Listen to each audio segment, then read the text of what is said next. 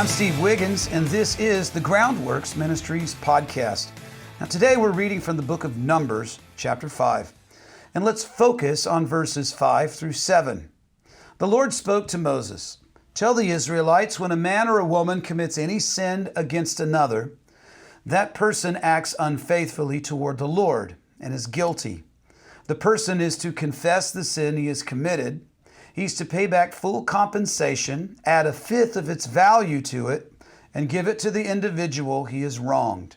Numbers 5, verses 5 through 7. Now, in life, we basically have two kinds of relationships, horizontal and vertical. Horizontal relationships are between us and other people.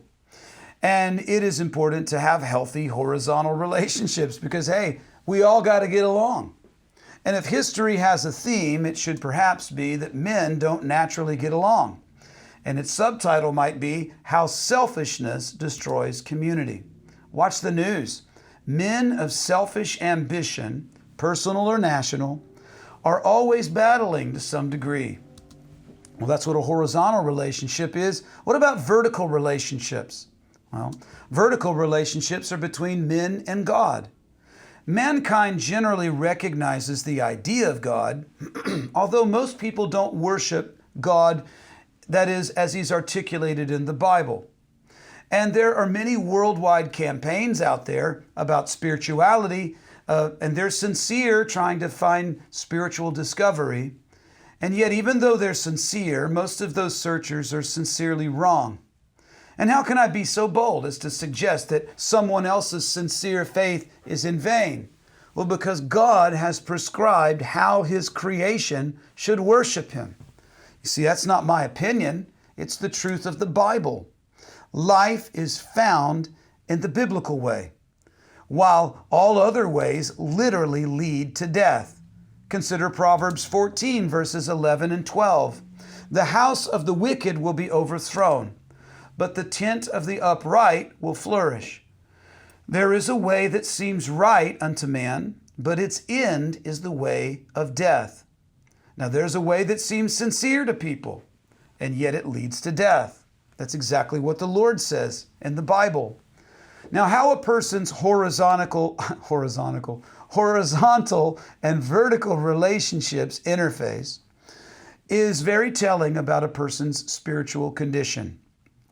And when asked what the greatest commandment was, Jesus replied by quoting Deuteronomy chapter 6, verse 5. "Love the Lord your God with all your heart, with all your soul, and with all of your mind." Basically, with everything you have. Jesus quickly followed up his reply by referencing Leviticus 19, verse 18, when he said, "The second greatest commandment is like it. Love your neighbor as yourself." Now, simply put, God says this: love God and love people, because you cannot separate the two. You can't separate the vertical and the horizontal relationships. And Numbers chapter 5 is teaching us that when we sin horizontally, that is, against other people, we are also sinning vertically against God. And when we sin against people, it is unfaithfulness toward the Lord. And that's why the priests could seek the Lord's judgment on secret interpersonal sins, because all sin is a sin against God. And God has the power to reveal the truth, even when the priests were without evidence. And if we don't love our neighbor as ourselves, then we're not loving the Lord our God with all that we have.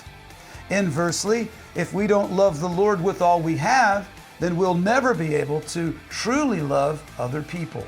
I'm Steve Wiggins, and this is the Groundworks Ministries podcast.